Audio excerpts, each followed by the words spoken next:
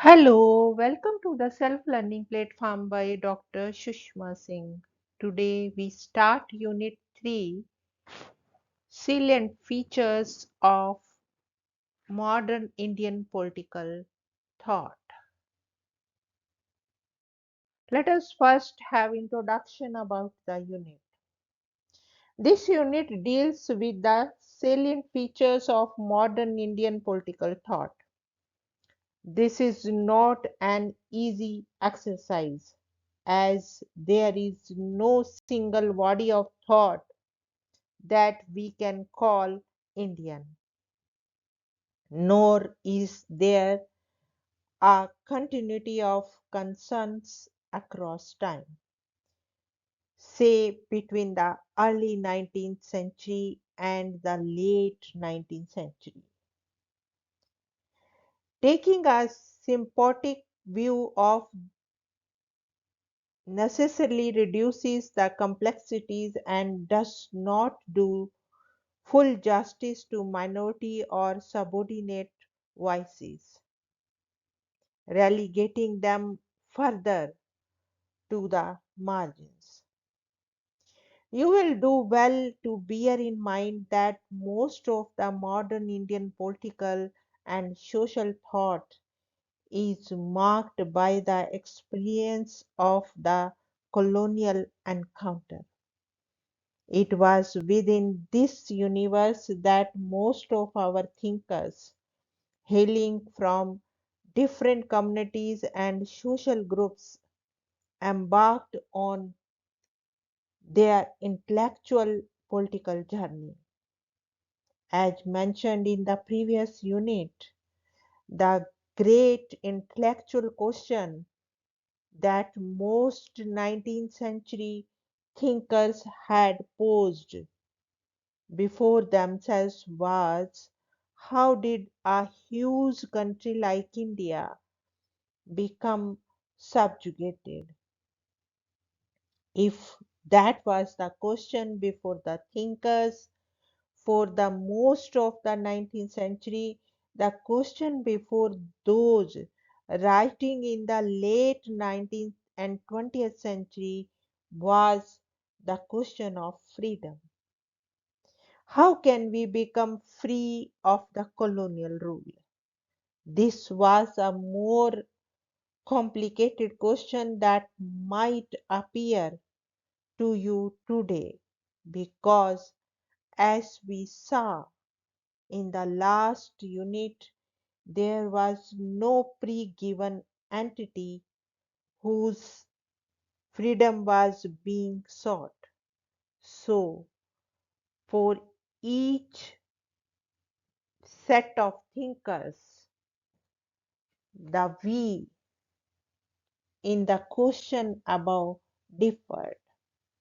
We could also call this a search for the self, for that self was never an evident to these thinkers as it is to us today.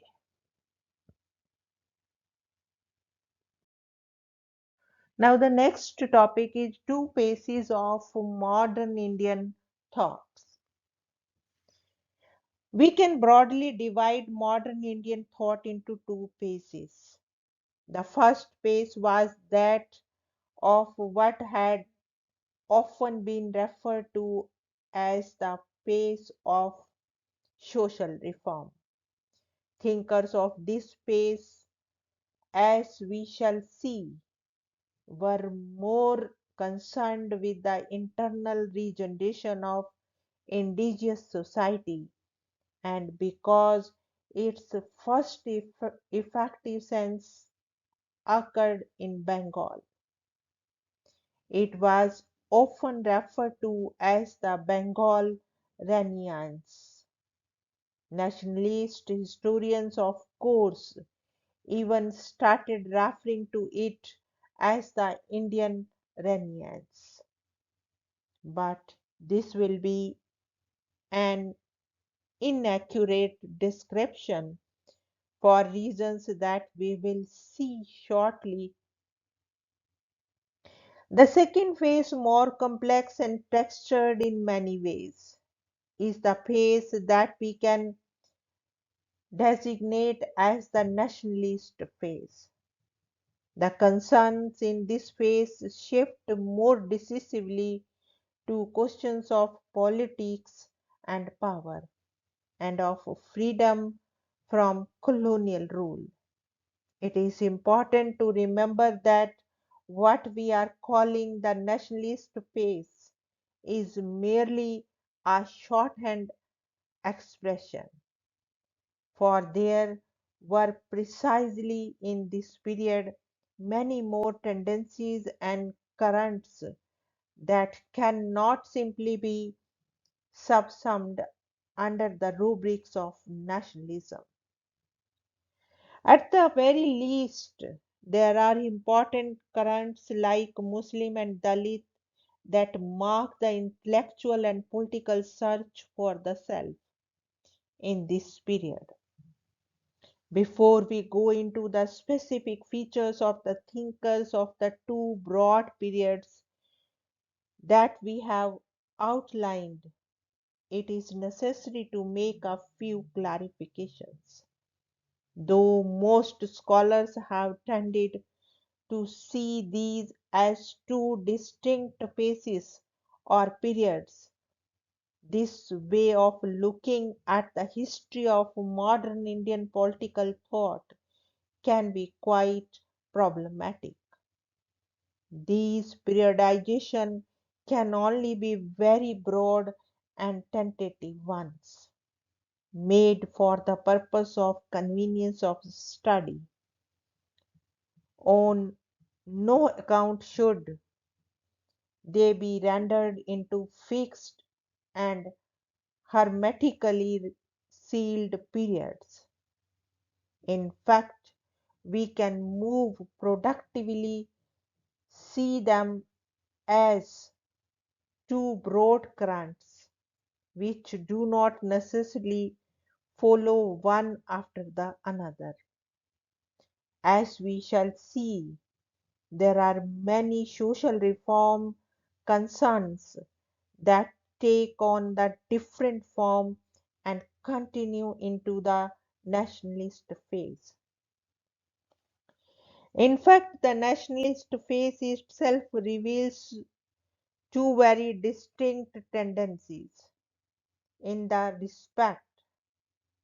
On the one hand, there is the dominant on hegemonic nationalism represented in the main by the Indian National Congress, where the social reform agenda is abandoned in a significant way. On the other, there are other contending narratives that insist on prevailing the reform agenda much to the discomfort of the nationalists. We shall soon see why.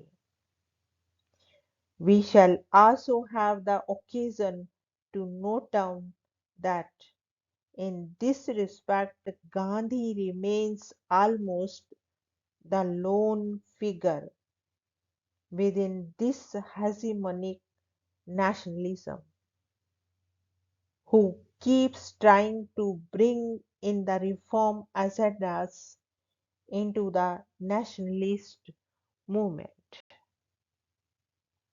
Our next topic is social reform and the Hindu Renaissance. There was a veritable explosion of the intellectual activity throughout the 19th century, particularly in Bengal and Western India.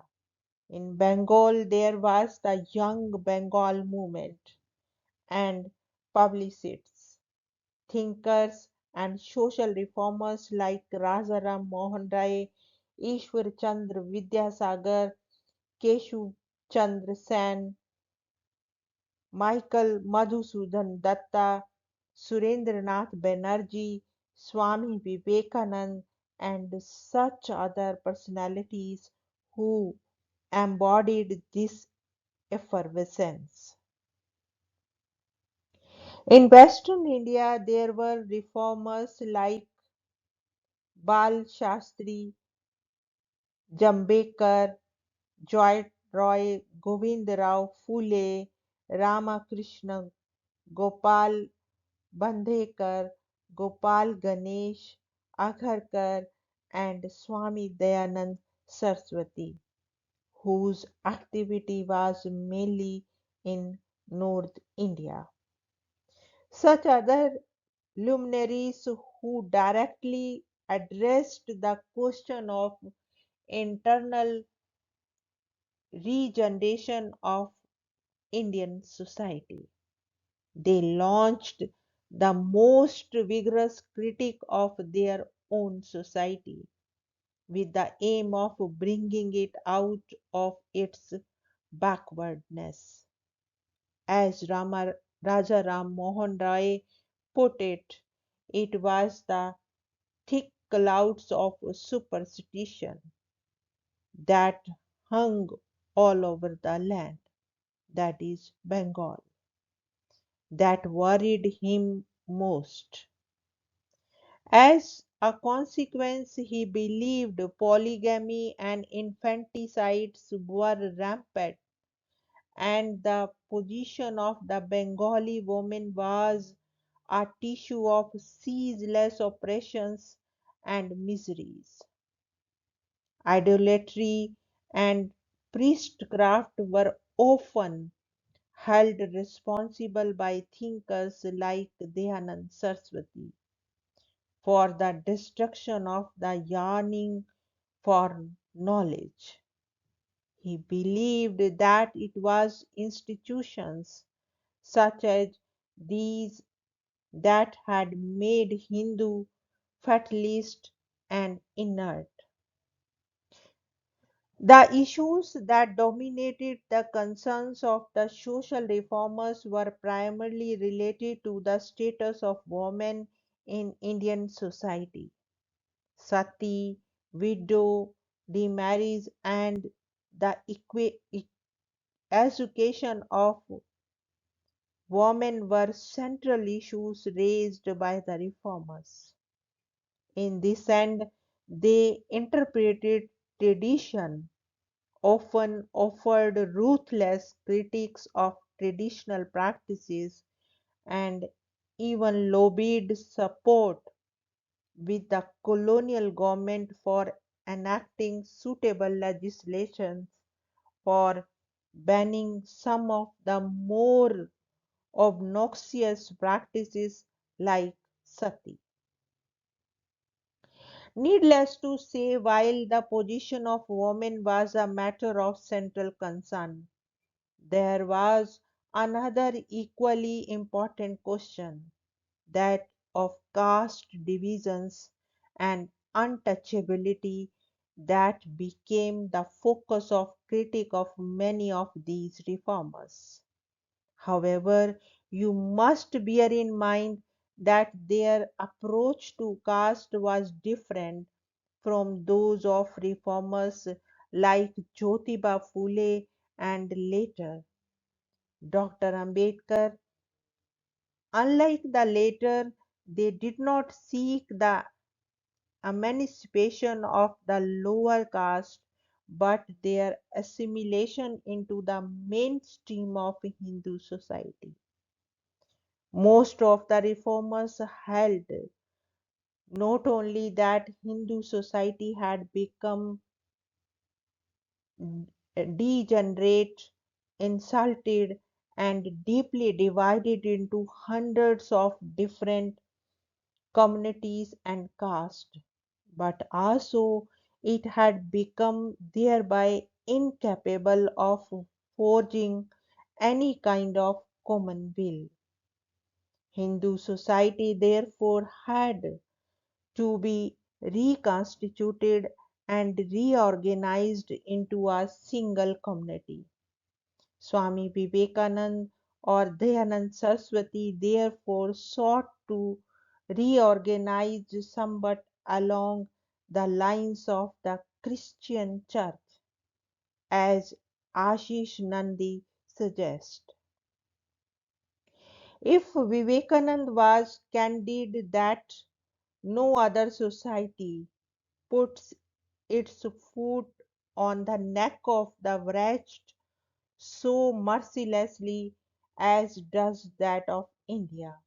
Dayanand Saraswati sought to redefine caste in such a way that it ceased to be determined solely by birth.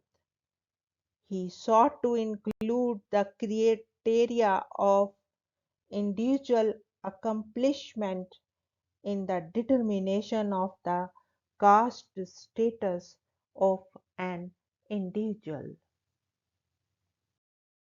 Now, the next point is two intellectual moves of reformers.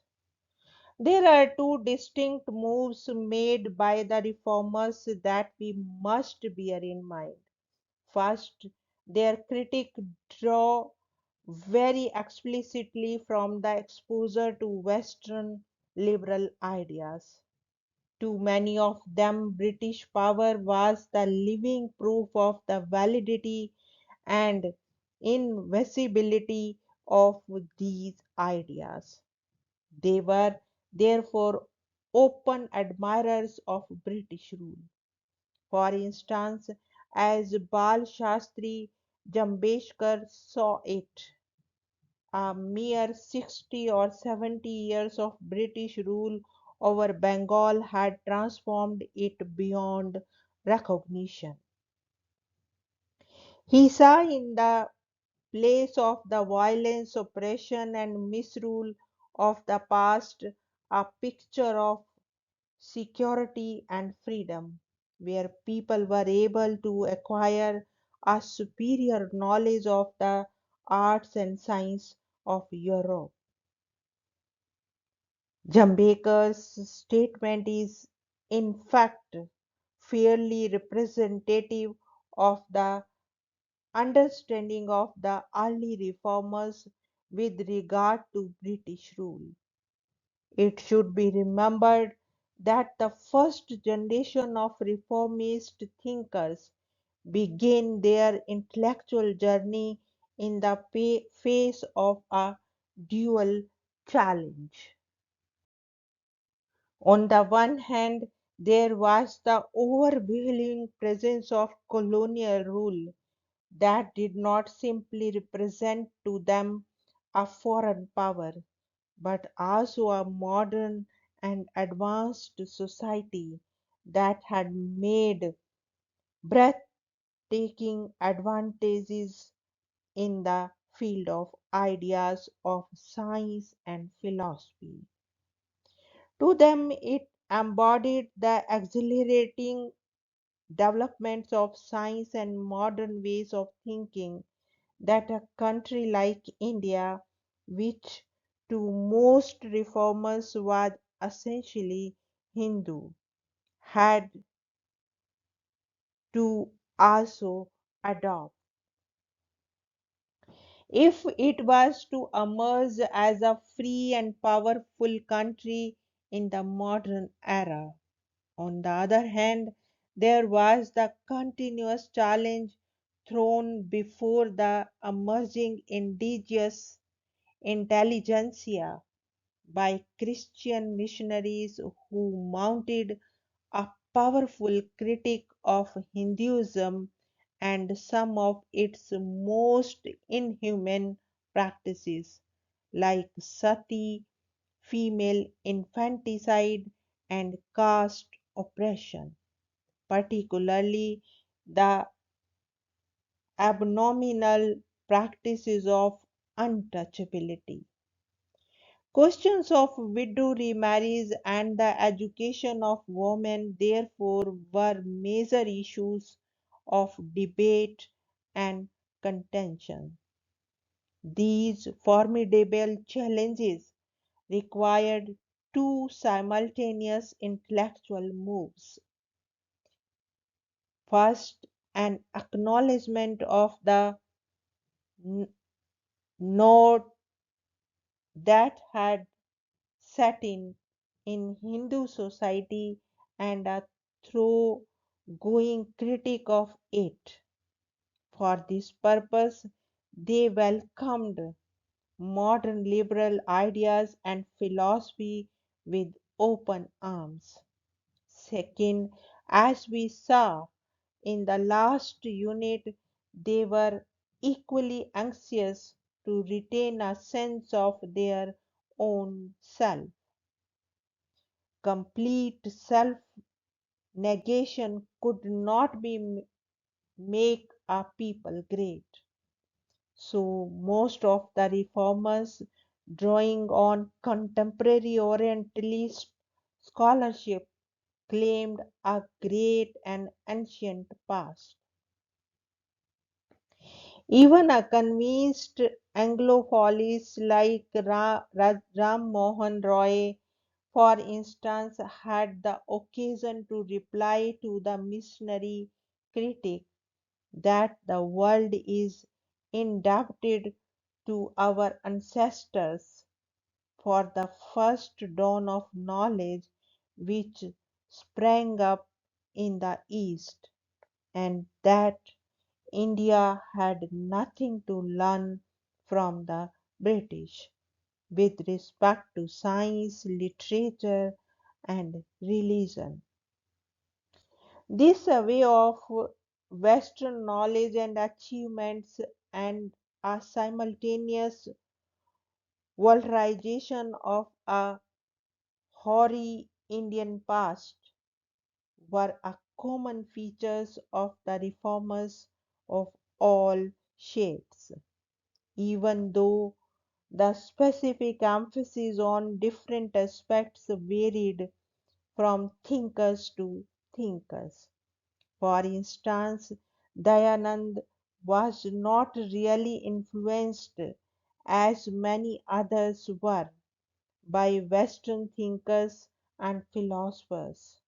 Nevertheless, he too acknowledged the immense progress made by the West. He attributed this progress to the high sense of public duty, energetic temperament, and adherence to their own religious principles, rather than to their scientific and philosophical achievements. He therefore drew very different conclusions from his readings of the modernity and progress of the West, which focused on the regeneration of Hindu society through religious reforms.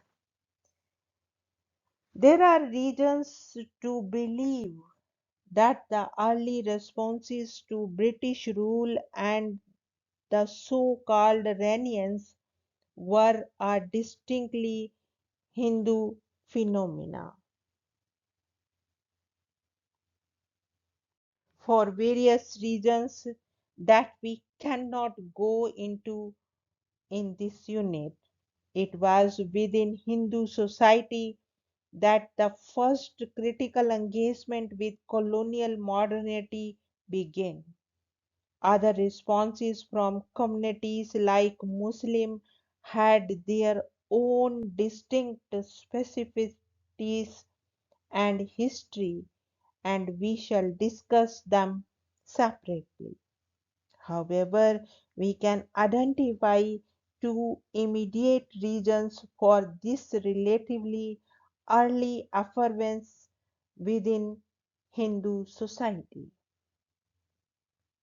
Our immediate reason for the Hindu response was, of course, the fact that it was precisely contained practices within Hindu society that colonial rule sought to address. A second reason was that for specific historical reasons, it was the Hindu elite that had an access to English education and exposure to the radical ideas of enlightenment. It will be wrong, however, to present what was essentially a response from within Hindu society as an Indian renaissance. There was a time when most scholars would consider the Bengal Iranians in particular as an analogue of European Iranians, more specifically the role of Bengal in India's modern awakening, as historian Sushma Sarkar argued, was seen as analogous to the role played by Italy in European Renaissance. Later historians like Sumit Sarkar and Ashok Sen, however, reviewed the legacy of Bengal Renaissance in the 1970s and came to the conclusion that portrayal of intellectual awakening of this period was actually quite flawed. The tendency to see the division between the reformers and their opponents as one between progressives and traditionalists was an oversimplification of the story of the Renaissance. They noted the deeply contradictory nature of the break with the past. Inaugurated, for instance, by Rajaram Mohan Rai, which combined with its strong elements of Hindu elitist framework. Sumit Sarkar, in fact, presented a much more modest and complicated picture of Renaissance than had been drawn by earlier historians and scholars. It makes more sense, therefore, to see these responses as Bhikkhu Parekh does, as primarily Hindu responses to the colonial encounter. Parekh has suggested that for these Hindu thinkers, their own self definition and their attempt to understand what colonial rule was all about were part of the same exercise. They could not define and make sense of themselves without making sense of colonial rule and vice versa. In this context, an intense soul enriching marked the activities of the early intelligentsia. The encounter with colonialism and through it with the idea of equality and liberty made them aware of some of the inhuman practices still prevalent in Indian society. It was the section that was able to avail of Western education and steeped therefore in Western values that became the harbinger of reforms. Since you will read about the positions of different thinkers in greater detail in the later units. Here we will not go into the positions of individual thinkers from the point of view of political and social thought. However, we will identify below some of the broad strands in our next lecture. Now we want to wind up this lecture. Thank you so much for your attention.